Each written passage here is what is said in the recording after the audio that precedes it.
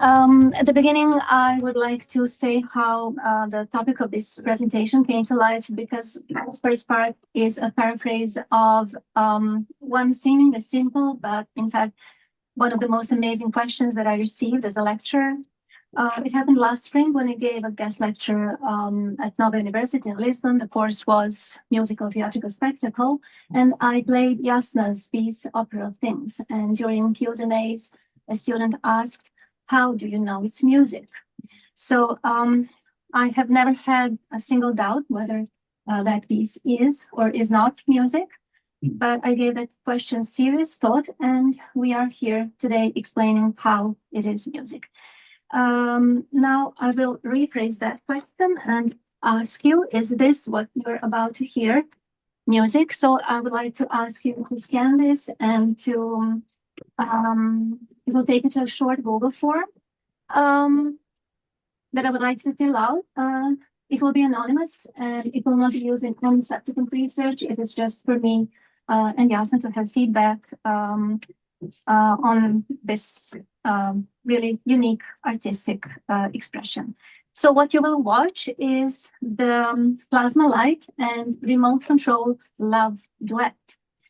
At the beginning of this 2-minute excerpt, you will see how she prepares the scene. You will see her moving the objects, finding the right place for them.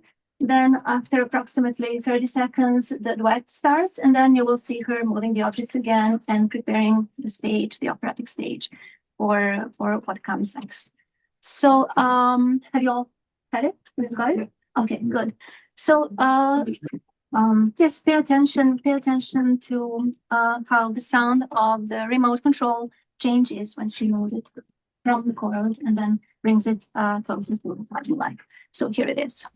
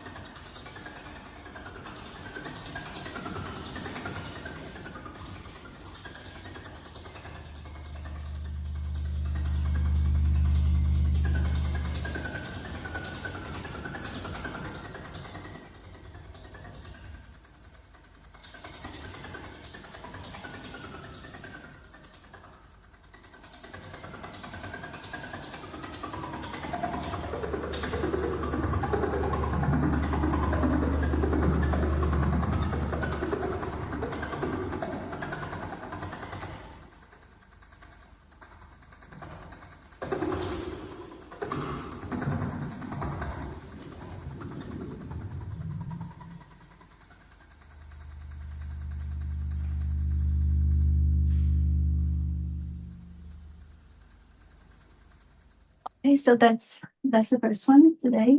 So what have we heard and seen? The sound generated by the electromagnetic field of the two objects. We heard the ghost sound, as she names it, that results from the two electromagnetic fields interaction. Furthermore, we saw that the process of playing those objects and these results, that those processes are intentional, as opposed to several not so intentional sounds that you could have heard as well.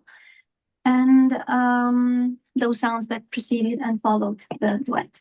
So we claim that all of those elements, those three elements, the sound, the process, and the result are genuinely musical. And in this presentation, we will illuminate those musical qualities in three steps. First, I will briefly provide context for it. I will focus on the work of Christina Kubisch and Jasna Veličković because they use coils in their work. They use coils as tools both to listen to electromagnetic field and magnetic field and to project it. Then the plan was that Jasna explains that live, but we cannot have that now, but we have the recording, so I'll play that from her website. And then finally, I will discuss her process of composing and the process of performing this.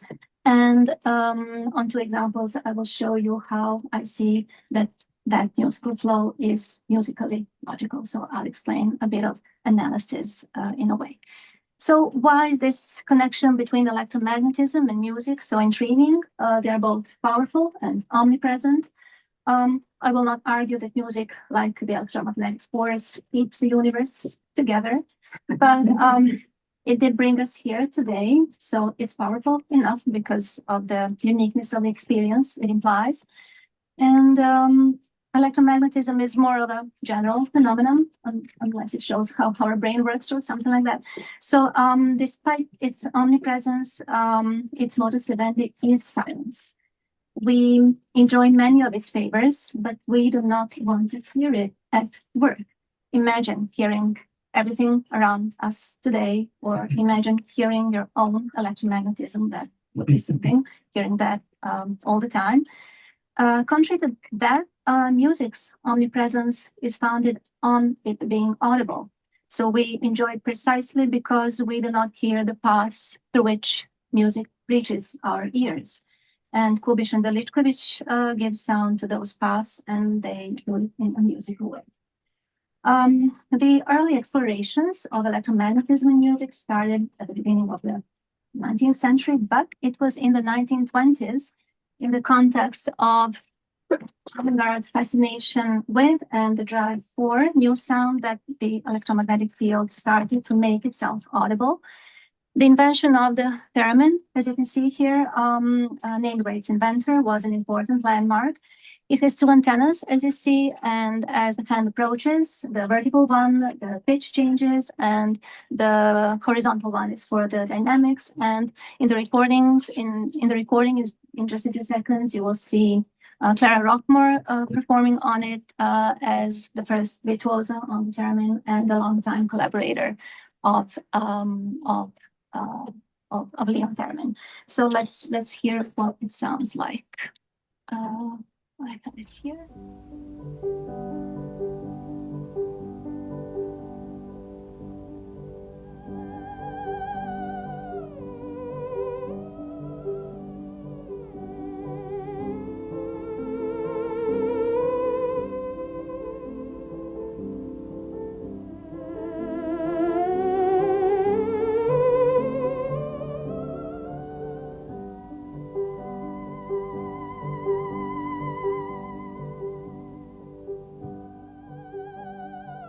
And so on, with more and more music to hear. Just from that you have just seen, we leap into the 1960s when something completely different happened, when the artists started to look beyond or through the devices they used into currents running through them. So the search for new sounds evolved into a search for new signals, as Douglas Kahn has put it. So it happened outside of the conventional electronic studio, and the artists have had two ways of doing it. First, setting up circumstances for the electromagnetic signal to appear, whether natural or engineered, or the other line was based on building and connecting circuits from practically any objects that were available or their part in the emerging practice of DIY, live electronic music. So Kubisch and Veličković's work represents a contemporary outcome of that development in two related but also significantly different ways. Kubisch took the visual arts perspective, and listening to her installations implies a mobile participant who can explore electromagnetically charged spaces that she organizes either in closed spaces like that one, or such as galleries, garages, etc., or in the open, in the project Electrical Walks that she has been organizing in the cities throughout the world since 2003. So the sound depends on the listener's motions. As Kubisch says, the listener becomes a mixer, but we can also say that they are, in a way, performers on those assemblages of coils and other objects. The result is not random. You can see the headphones. So they pick up, they here to the left, they pick up the signal, and the result happens in this way. They walk along a city or around these structures along the paths that composer has set in advance or foreseen in a certain way. So as a result, the visitors or the listeners can control the sound, they can control the time frame, and then they can put their own pieces together, exploring the musicality of sounds and their interaction. However, this music is not meant to be shared as a performance. It remains audible only to the participating individual. So it does not go beyond the headphones. It stays audible only to the person who has the headphones on. So we will now have listen to a short excerpt of the one to the down right. It's called Cloud, a title evocative both of the virtual and real spaces we live in. One note is that the recordings are not just recordings, as Kubisch says. They have their own musicality. Of course, we cannot explore that now because this is a very long recording, and you can visit her website and archive, their online archive, and you can listen to it. But let's see what that sounds like. So the coils pick up sounds from the devices in that particular facility and then transmit it, and then you can pick them up with those headphones. So let me just now find, that would be this, and 1 second, I want particularly this. I will play from the middle, something that I chose as really, really interesting in sound.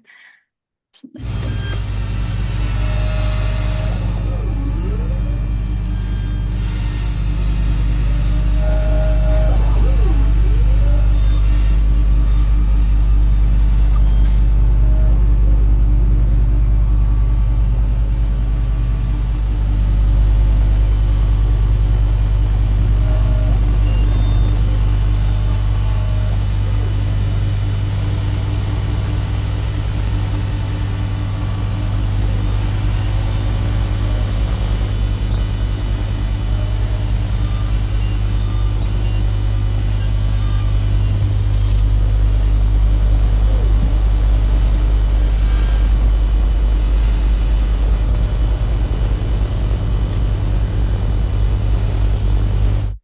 And so on. So you can hear the drone, you can hear the density, you can hear the high tones appearing, some polyphony in a way. So as I said, you can visit the archive and then explore it yourself.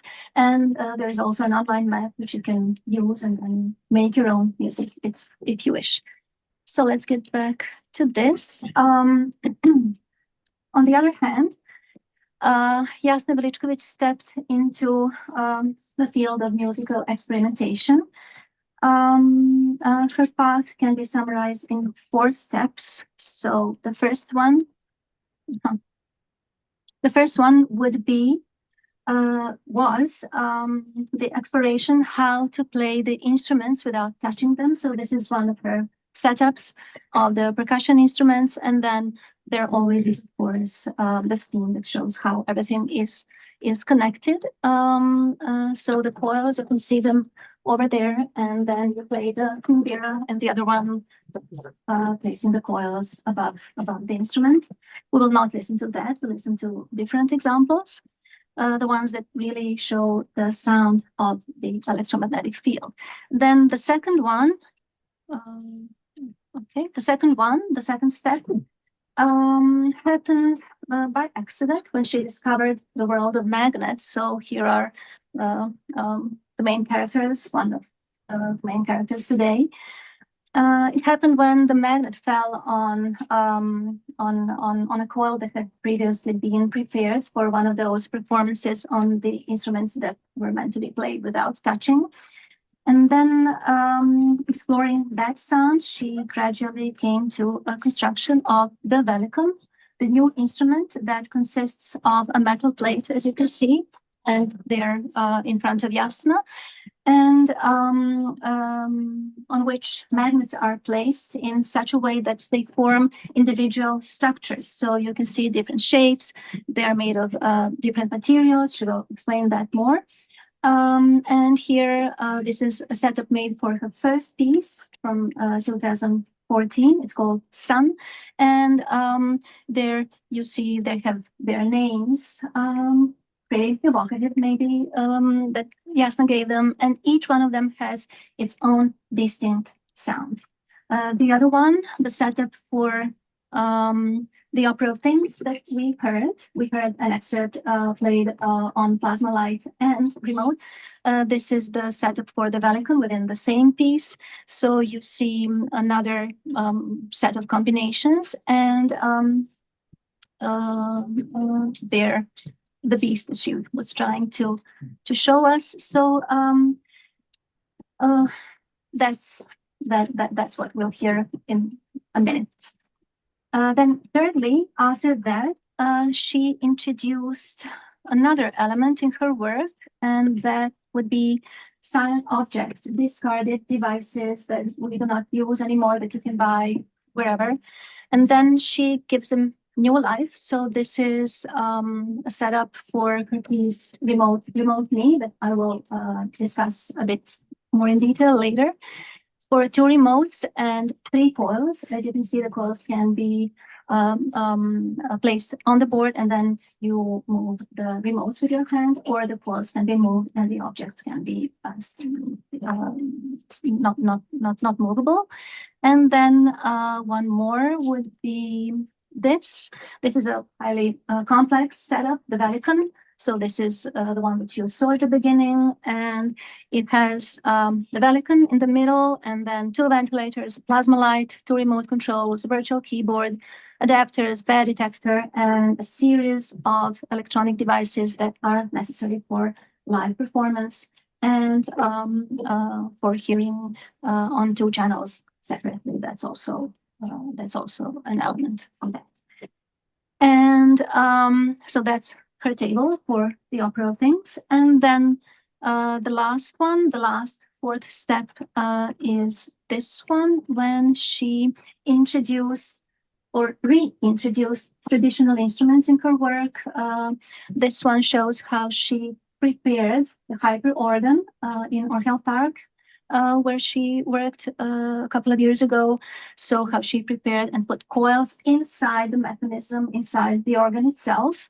And then the last one that I want to show you would be this. I would just like to move this because this is better. Yeah. And the last one called Adapting for percussion, violin, bass clarinet, and the piano. So this is another setup that here, I don't know what to do with this. Here you can see 11 adapters, and they are tuned. So that's how they were chosen. And this is just a note about the different markings for the octave designations. So about the pitches that are to which the adapters are tuned to. So this is the setup, the percussion setup, this table, and then of course the piano. It also uses Ableton Live and other elements that I will speak about as well at the end of this presentation. So this was my introductory part, and this was where Jasna was supposed to show us how all this works live. But now we will listen to a recording that she has on her website. Now I just need to see how, because I don't see anything. Ivana, find it, yeah. If I could suggest to go on to the board. Yeah, I think And then soundware and magnetic song. What do you want? I'm sorry. Soundware and magnetic songs, because there we have specific instruments. Yeah, okay. Okay, I'm just opening your So go website. into works. Which one do you want? Works. Works, yeah. And I then want it soundware and magnetic, just one lower, yeah.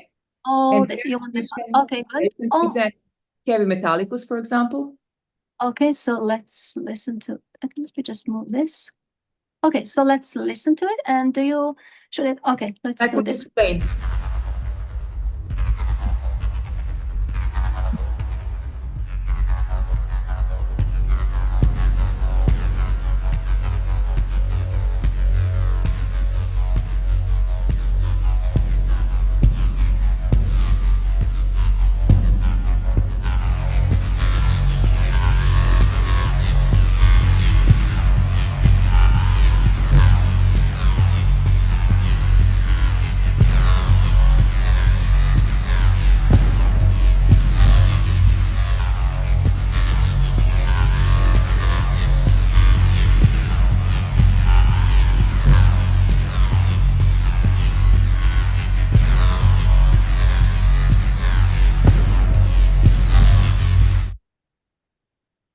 Then you can, maybe you can now show the dark matter. You don't have to go through the whole example. It's just like the color. It's important to hear the difference.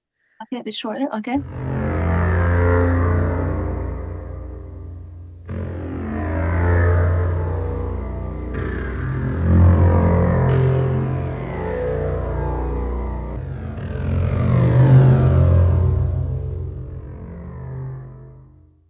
Okay. So are magnets on a metal plate that then the Yes. coil is Yes. detecting the electromagnetism. Now I will show you. So after listening all these different, so let's get acquainted with the wall.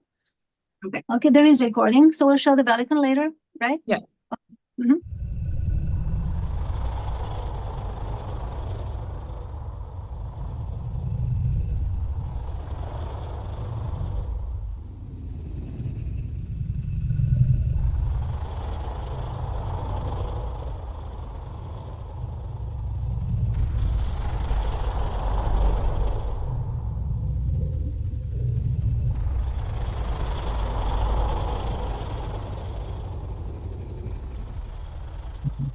Okay, and Diva. It's short. Yeah, that one is very short. I'm not sure This- that. No, this is not a good example. This was for this piece, so it's not exactly that sound. So this is not. But It's not- Potemkin is. Potemkin is. Let's listen to that.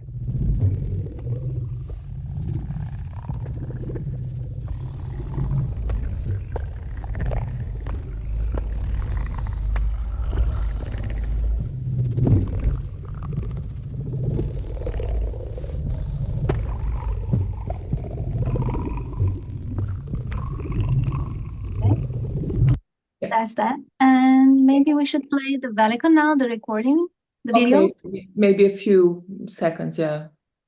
Yeah, okay, so That would let's depend on Velicon. this one.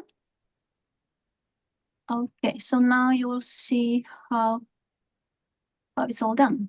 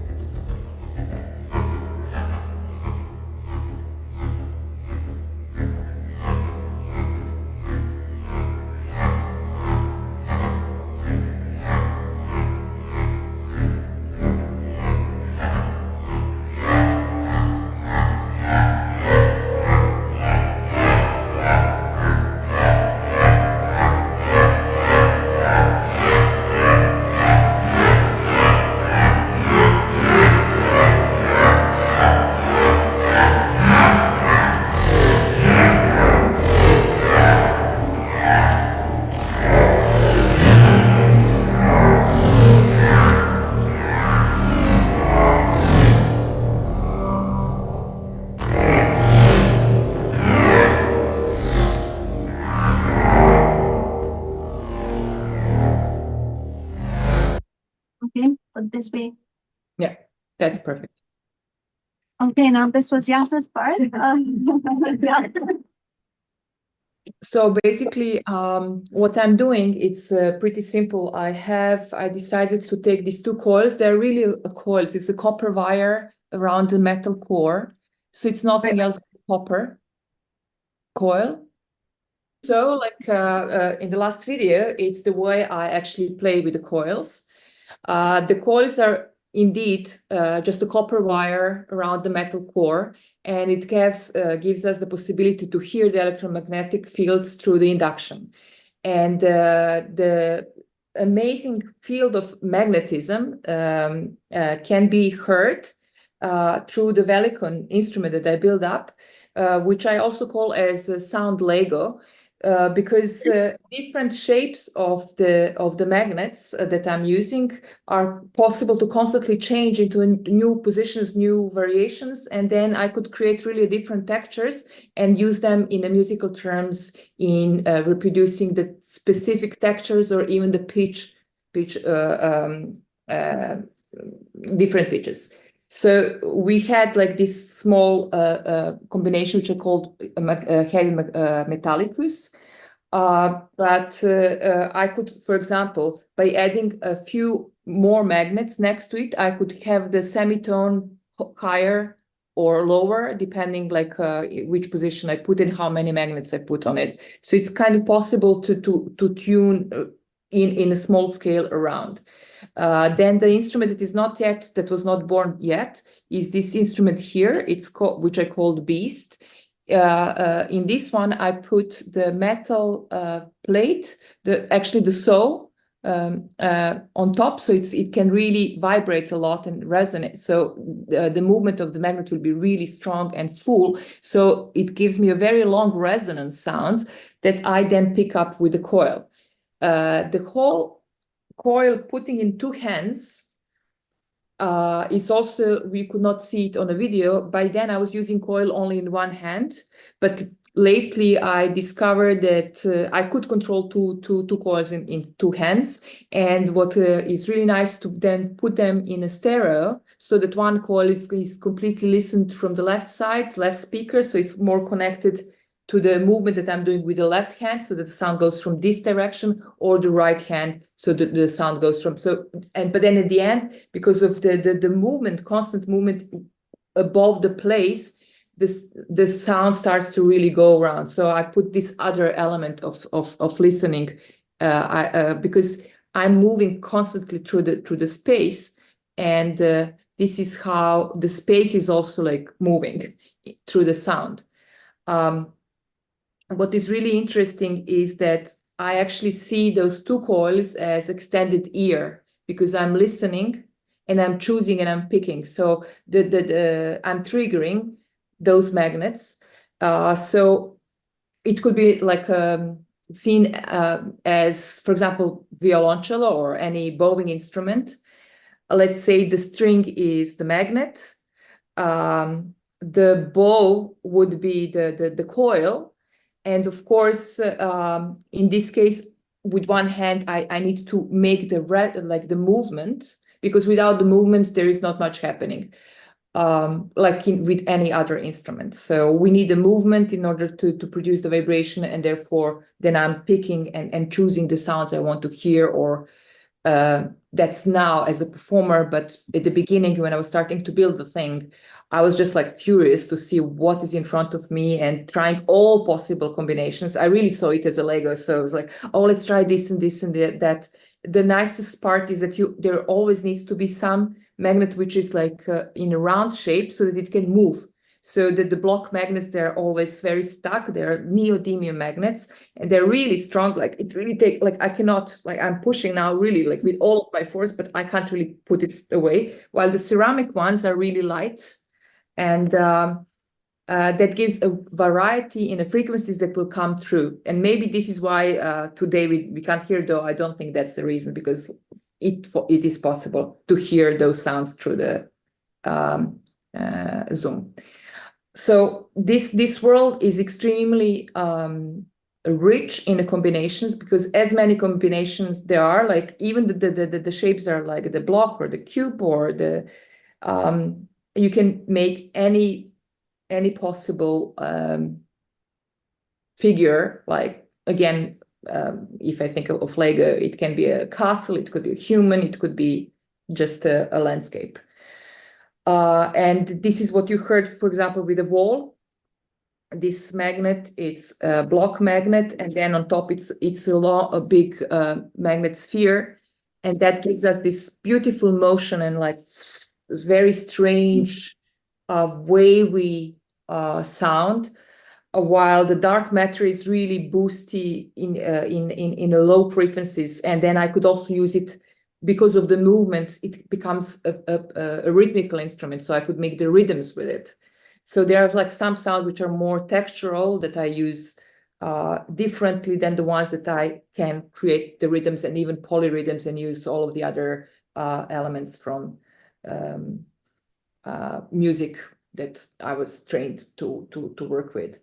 But then in the meantime, the interference with other things started to bother me during my performances. So if I would go from one stage to another, different rooms had a different setup, how the electricity goes through, because the coil listens literally to everything. It hears any movement. So batteries, like if there is any like device like remote control, if there is a battery, I don't know, probably you don't hear anything now, but everything that runs, which moves, it's alive. So if the remote control is without the battery, it's not gonna sing. So we need a battery, we need a movement. And then there we have the electromagnetic field, and then we move. And then I could create all of these sounds by just listening to them carefully. The process is extremely interesting because we don't have really the we don't learn those ones. So there is a curiosity is a number one in approach, like, hey, how this would sound. Hey, what this can give? Like, oh, there are remotes which always give this constant beep, but actually there are the other ones which just gives like different textures. So I combine them, I create a small electromagnetic orchestra around me and start to create the worlds of like stories, atmospheres as a musician, as I would do it with playing any other instruments or composing for any other ensemble. There is also important thing with the coils is that so panning is important to hear the space and having the different devices gives you, while listening through the very long time. I think this is maybe the most important thing that I wish to say today, is that within a time of listening and understanding how these objects works, you start to create the feeling of it, so intuition. So, for example, when I was thinking about this hyper organ, I knew that there are solenoids, and my intuition said there must be a possibility to do something with this organ in the way that I would like to transform the sound. So by the time using, listening, and playing, and constantly trying different combinations, things will appear, and then I start to shift actually the creative process out of trials and errors by starting to even guess in front what can happen. Mm-hmm. And I think this is super exciting as a composer, the way to work and to build the music world around, because it's unpredictable, but then you also start to build something with this intuition. And intuition it's so beautiful when it appears, and then it sometimes, yeah, it's you really feel like, oh my God, it's gonna sound like this. Yes, it sounds like that. So maybe? Yeah. Connected to what you're just describing the process, which is fascinating. And I have to say, I had the pleasure of seeing Jasna perform live a couple of years ago. I saw a photo where you were playing the Velikan, and then there was a music score in front of you. Mm-hmm. How do you notate this? Like, what does the score to this look like? Yeah, the score is partly a notation that exists, because it's good to take as many possible elements that exist. So if there is a rhythm, if there is the sound with a rhythm, I could clearly notate it But if there is a texture, then I create the movement. So it's more about how do I move in space. So I have the elements of like being approach from the air from this angle. So do I approach the sound from this angle, from this angle? How do I move? Is it a circular movement or so? It's gestures, about kind of like choreography for hands. And in combination with the graphic sometimes score, because sometimes it's all in flux. Some sounds are really about the texture and the time, sort of like drony, like what we heard with Christina Kubisch examples. So it's like that's when you enter like something else, which unfortunately, like when you, for example, when you have the toothbrush chargers, they're amazing. When you put three of them next to plasma light, it's a whole mind-blowing sphere of sound. And then how to notate that? Well, then you think, and this will happen in adapting. I think I put so go in this Yes, because I have that example, so I'll show the score in the 5 thing minutes is or so. while the more you listen, the more you understand the behavior, and you can actually repeat that behavior. So this is, and then this the behavior that you do, you then notate, because you know this will bring you this and that sound result. Okay, so thank you. So that was kind of a presentation of the sound and Jasna's explanation, and we look forward to more questions. But before that, I would like to show you a score and to explain. Here. Okay, yeah. So yeah, as Jasna just explained, Velikan is like a score. But what happens when she uses other objects, those that, as she just said, change their sound? So she says that she composes interference. I could also say that she composes the change of sound. And that is breathtaking for me, because she controls things in a way, but then she lets the performer decide on compositional matters. So how does the performer know when the interference appears, what they will do with it, and how to shape the flow, the music. So now I will show you with the score of Remote Me. It is for 2 remotes and 3 coils.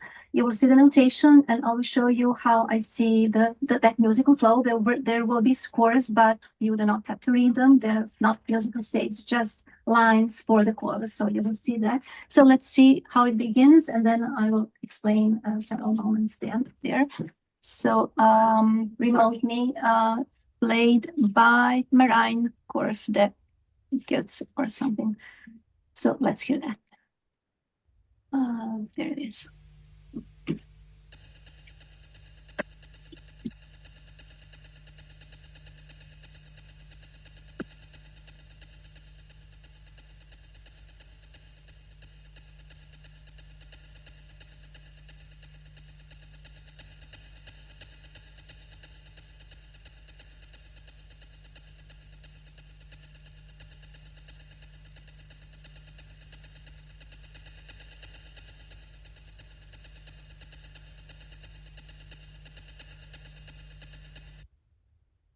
And then this is what it looks like. This is the score. Small note heads, but as you can see, this is what we've heard.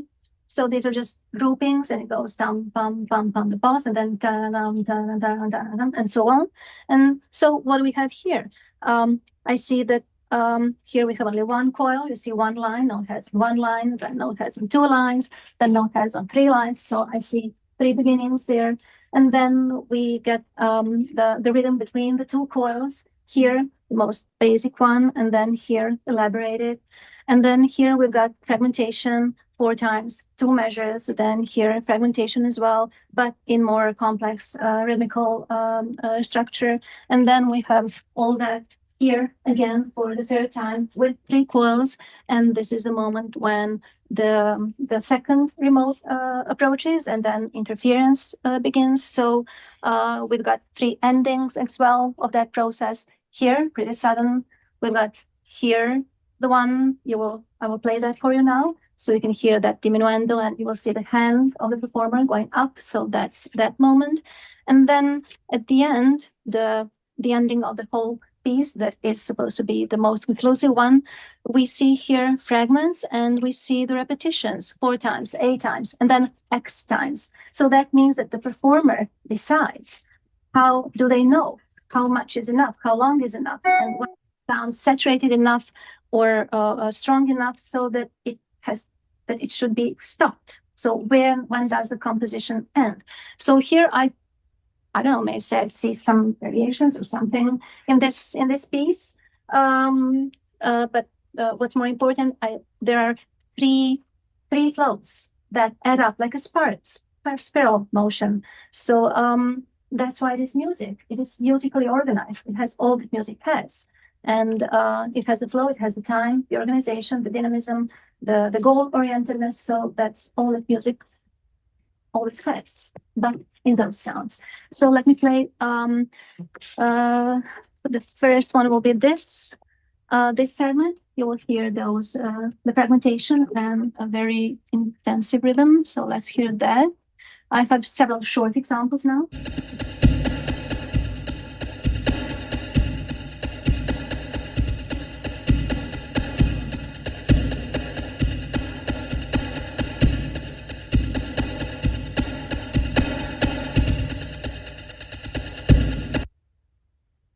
Then we will hear this part here with that ending where the hand goes up. Sorry, which part did you just hear? This one. Okay. This one. I mean, somewhere there, because he repeats several times, and then he can change the sequence. So that's Okay. Yeah. somewhere. You know what I mean. So we'll hear the second ending where the hand goes up, the diminuendo, as I said. So let's listen to that.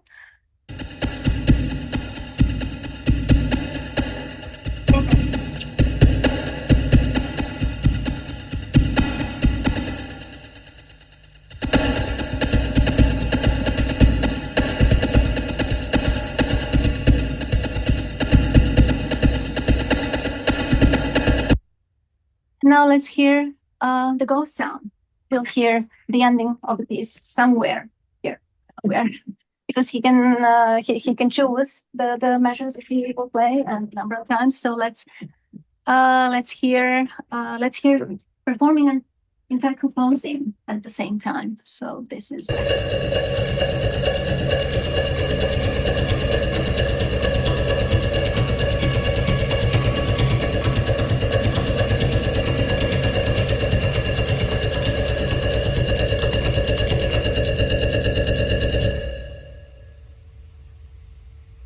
That of course it is a bit different when you listen to the whole piece, and then when you can compare those beginnings and those endings, and the second to last one that we heard, the weaker one than this one. So that's all musically logical, almost like a key. Now that I've mentioned a key, this is something that I will conclude this presentation with.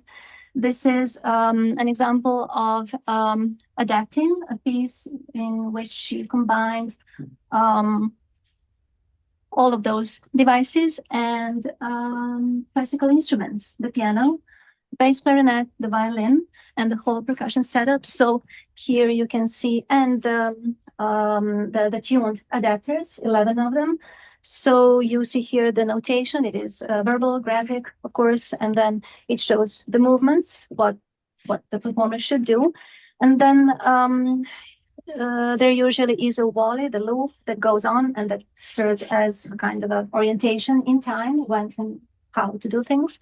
And then this piece is also musically completely logical and goal-oriented. I will play the beginning where you will hear the space and those quiet sounds, and you will hear this. This is amazing how the adapter and the violin sound in C together. So let's hear that, and then another one more, and it is short. So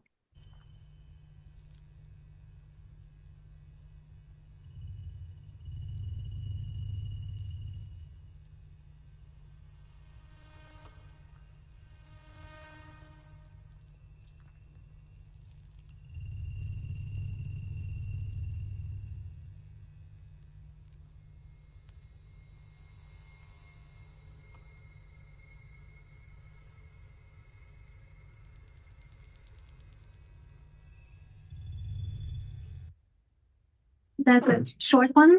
So tuning electromagnetism in C here at the beginning.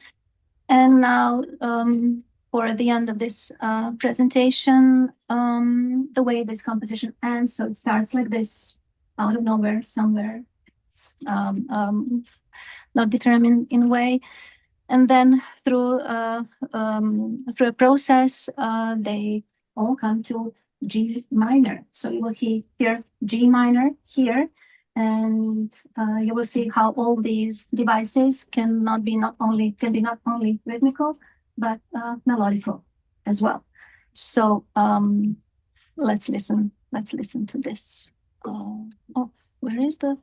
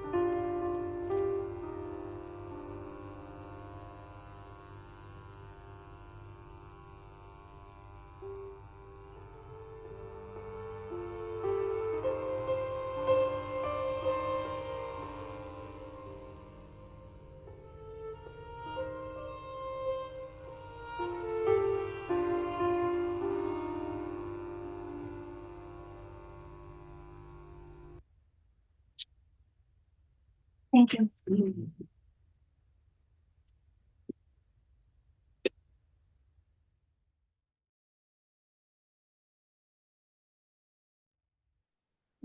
Yes.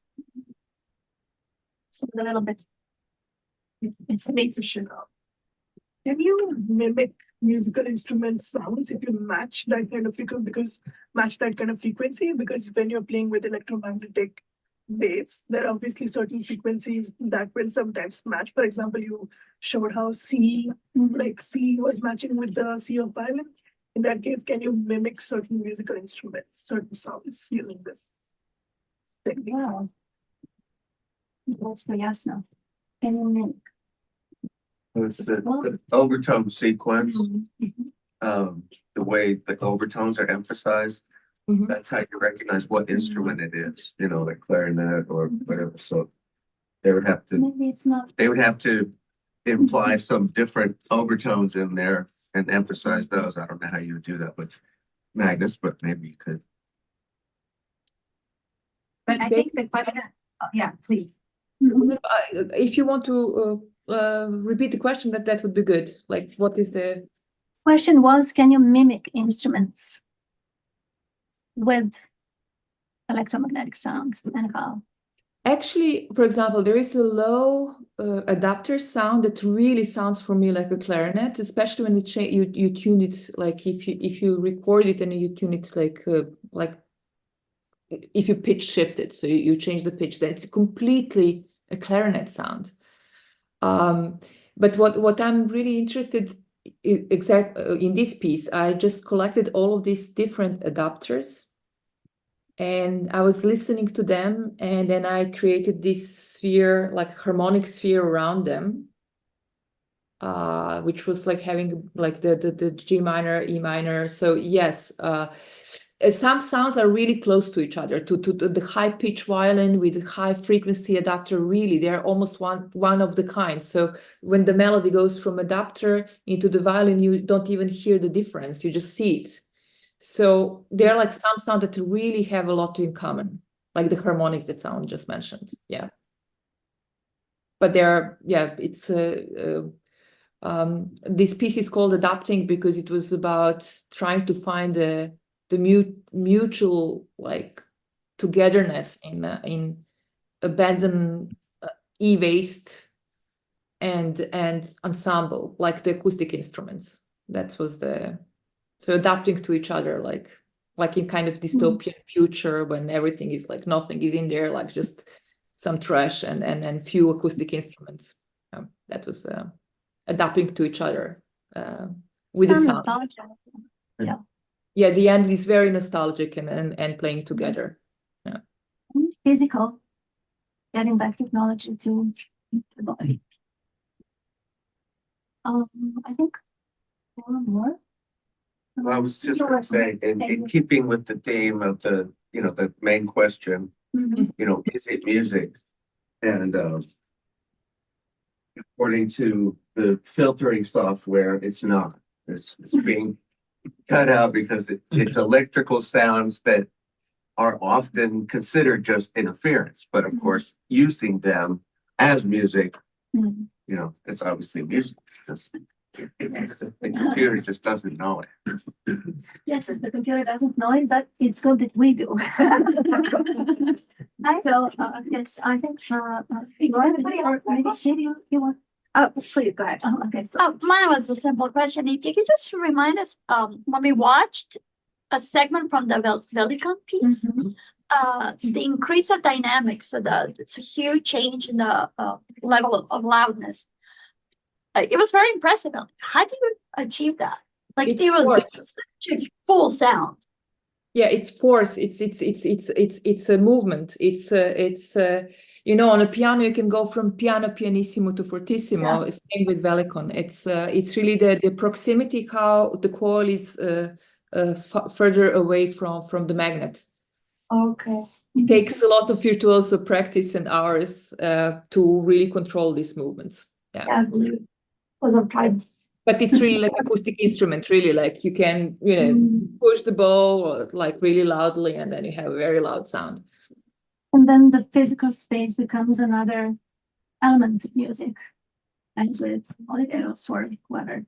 So it's just between the hands and the object.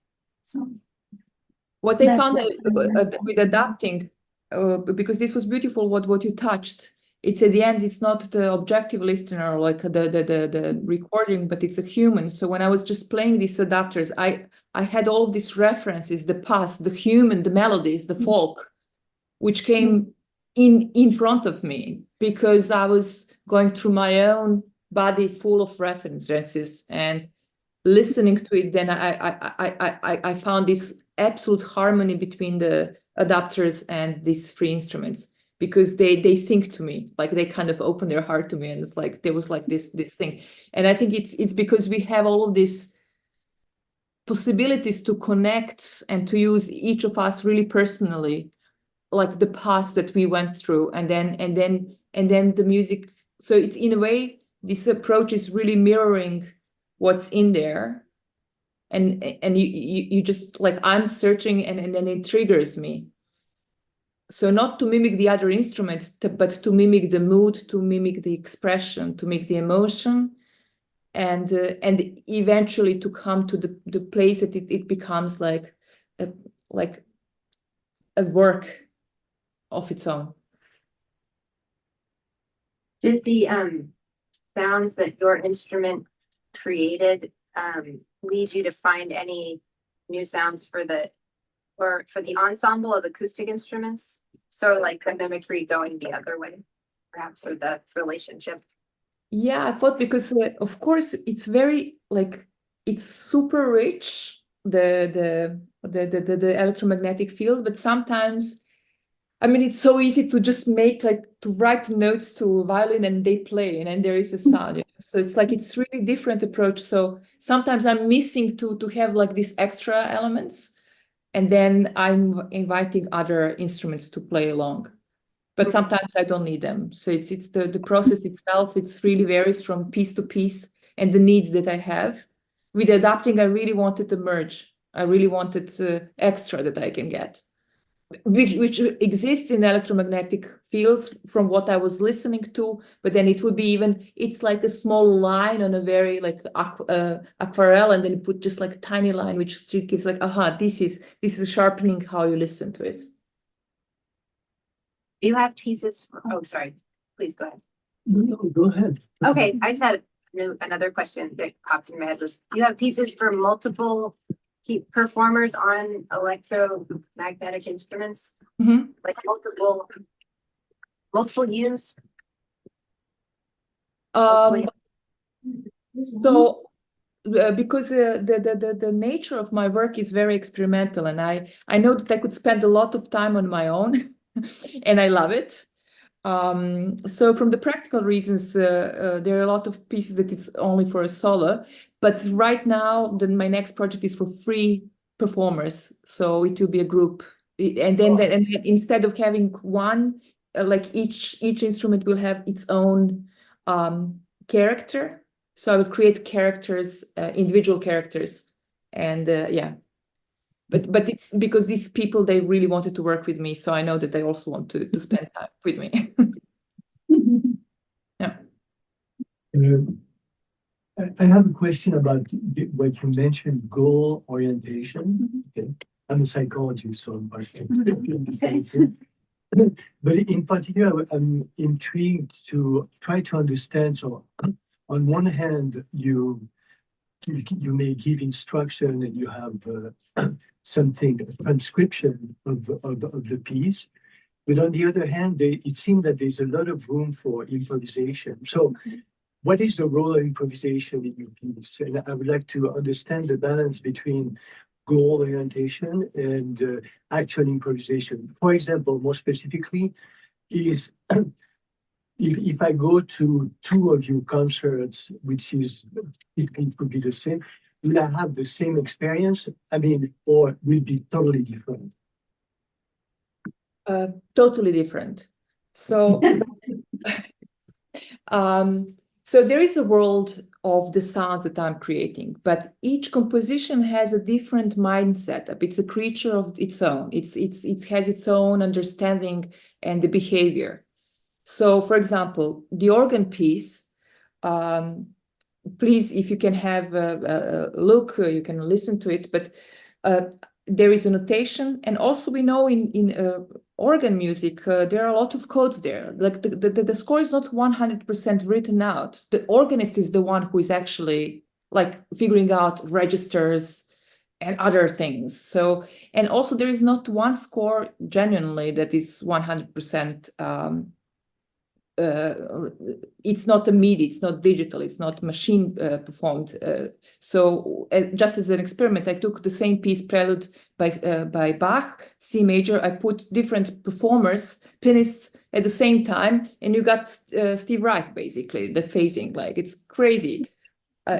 So there is no one same interpretation. But when it comes to the composing, like in some pieces, when I leave this setup to improvise, then it's really like each time I don't know what's going to happen, because I don't know what's going to happen either. Like, it depends on the moment. I know that there are things around me that I could recall, but how do I really do it, and when and what? It's really about the moment. And this is, I found improvisation incredibly naked skill. It's really about open talk, open mic. It's just you talk with elements that you prepared before, but you don't know what's going to happen. So this can each time be a different experience of it. But when you have the piece like underneath for organ, it's the same piece. The variation, like, of course, it won't be 100% exactly the same, but it will be the same piece, also with the adapting. So also with the remote me, there is, like, you recognize it's the same piece. Probably computer will recognize it as the same piece. I'm not sure. But most probably yes. I'm willing to say so, because intention of how I guide the material and what's the process, it's all there. Like, they always tend to go to the G minor, and it's like there is always the free parts, and it's the path which we go through. But because of the instability of the medium, you cannot say, like, I don't want to measure this time. This music is not made for 3/4 like 6/8 measure in music. It's more fluid.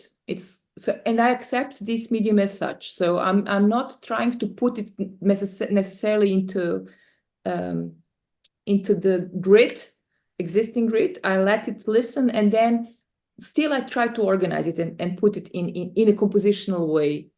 So some pieces are more open, some pieces are really strict, and some pieces are like something is really improvisation. So there is all of them have a different attitude, and I could say Remote Me is more like straightforward, adapting, and underneath more straightforward. But solo performances, when I say I was just performing Shapeshifter, that's for solo setup. There, like, I also put a lot of improvisation elements. So I know I put specific sets with me, so I know what kind of textures I could create. But then the flow, it's up to the moment. So that's completely different. Thank you. Yeah, if that explains. The choice of using the metal as a base, I assume it's steel, magnetic metal, because the magnets are stuck to it. Aluminum won't work. Yeah. I mean, you don't just have that out of the convenience of the magnet sticking to it. Like, say you stuck them to wood, and maybe the sound is different when the magnets are not connected by the same sort of field. Yeah, the metal is really necessary to mount, because if I put two magnets next to each other, they will immediately want to come together. So I need to let them, like, I need to give them space to separate them. And wood, for example, I like to put below. So this is the metal. I have the metal and then the wood. Maybe it's only psychological, but it gives me some warmth. But also, like with the Potemkin, sometimes I put it on the glass, and then you have also like the resonance of the glass. So you have kind of a different filter to the sound. So but then if I want to mount it, I need to have one magnet below that little glass sphere, and then a second one on top, so that it sticks. And everything mounted on a metal, because without a metal, they will just smash. They love each other. It's like attraction. Yeah, and you're moving them around a little bit, so they're gonna move. So sorry, it'd be hard to stick down. No, I just said because they move. Yeah. They're gonna move. But this one is really hard. Like this one, it's extremely hard to move. It's like it's really they're really powerful neodymium magnets. This one can carry like 70 kilos or something. It's strong. Well, not this one, maybe 25, but so really... I mean, part of the generation of the sound, I mean, besides moving the coil in and out, which has some small effect, but when you you flip the round magnets and they wobble. Yeah. That's the movement where we're getting most of the frequencies. Yes and no, because depending on the movement of the position of the coil, if I point the coil really low into the neodymium block, the big magnet, then we would generate so much lows. Like if you would have a subwoofer, the room would just go like really, the walls would start to move. Is that powerful? If I'm next to this one, it's the ceramic magnets. They're much less strong. So and they have higher frequencies. So yes, magnets do influence a lot, but also the position of the coil to which magnet it comes. Yeah. So yes, magnet does actually really direct what kind of a frequencies it will be. I just have one more dumb science teacher question. If you just bring the coil over to a stack of magnets, but you don't move the coil and you don't wobble the magnet, and it's just still, you get no sound at all. It won't be horrible. But for example, if I just have the really strong magnets and I move coil around, then you hear the magnetic waves. So it will be like really hissy, weird changes of the sound, but no movement, no sound. Basically, we need a vibration. Audible. I'm mindful of the time. Unfortunately, I also have a rather large question. So right at the end of your presentation, you stepped through, I can't even remember if it was 3 or 4 things why it's music. You had some criteria, which I guess come from music theory. And I was wondering if you could step through that a little bit more slowly, because in an interdisciplinary sort of context, people are interested in things like, is birdsong music or not? What's the difference between spoken language and music? What's the difference between dance and music? And these are like evolutionary questions. These are psychological questions. And I'm just wondering on the perspective of how you identify, what are the criteria for music that you had a number in your... Would that be a question for me or for Ivana? Yes. Anybody. Yeah. Jasna, if you're ready to go on it. Ivana doesn't look too eager. I remember what I said exactly. I'm not sure that I can repeat it. Why? But the most important thing is that it is organized in a way that I can see that it is goal directed, although it's not necessary to say that something is music. But I see the sound material. It is intentionally produced. What would be the goal? The goal. Yeah. Well, in the remote me, the goal is that high ghost sound, that high interference. Okay. That's the goal. And the goal matters as much as coming to the goal, the way, how you do it. I have to See, I have to hear like really step like, because I never think about these questions at all. Generally, me like when I do it, so I was a pianist. I played a lot of music. A lot of music went through my body, so it's there, like the timing, the listening. I'm a trained musician. I also studied composition, so I think this is all the trace, and this is just the way I compose these days. So so I don't question if it's me, like I never question that, but I think all of this body full of experiences and with like the way how we think, I think it's just like transported. And I would, yeah, I think when I wrote a piece for orchestra, it's the same as if when writing for adapters. I don't see there is a different thing, but that's my view. it's a sound in a certain process. Maybe. In other words, Yeah. I would say it's just communication. I mean, it's a very kind of old-fashioned way to think, oh, it's got rhythm, melody, harmony, therefore it's music. I think we move past that. I mean, there are also cultural aspects to it, like a call to prayer in Islam sounds melodic to our ears, but it's not music. It would be offensive to actually call it music. Right, it's a frame. It's the framing. So Yeah. that's a musical frame that we decide Right. through an intention to create the goal ourselves as the listeners or our music makers. We make the frame that says this is now music. There are pieces of music that are listening to a soundscape in a specific place and way and aspect and moment, and that becomes that frame. So it's the framing. I mean, at least that's how, like, at least Cage and others have sort of created that way And of the thinking about it. concepts come from those frames. So the words we use in describing what we hear. And then That's the the goal, thing.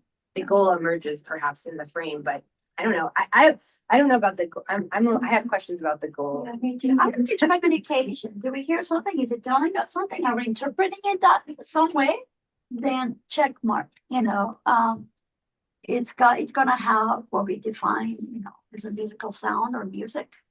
Any sound can be music, depends on how. Yeah, this is a question that can be interesting or not at all interesting. Like, it's sort of like the question, like, is it art, or what is art, isn't particularly interesting in a lot of contexts. But if you are looking in some kind of comparative context or archaeological context, it maybe is interesting in a different way, but maybe, yeah, I don't know if the terms do that work. I'm sorry, Lauren, you have your hand up. Oh, yeah. Yes, I have a question regarding the use of particular textile textures, and has there been exploration with utilizing certain textile textures to tap into certain frequencies in music, certain maybe frequencies that we have not explored yet, and incorporating that into music. There's a very interesting woman over at Georgia Tech who currently is doing work with the new beekeeper over there, and she's working with some very innovative technology that utilizes bee sounds and the frequency of bee sounds in music. So I want to know, have there been any exploration or further discovery in examining any type of, okay, maybe they could be natural textures or you know, any other textiles to tap into those frequencies that we may be unaware of. Thank you. I think once we are listening to the different sounds, we start to, because somehow, at least this is how I do it, like there are always some kind of a patterns, like you start to discover the patterns. And I think what is also interesting that when maybe you can see that some adapter does not work only by listening to the sound, because there is like within the glitch inside of it. So like there is some nature around that can be seen. But again, like from my perspective, I'm really taking it as a music material, as a raw material for the composition.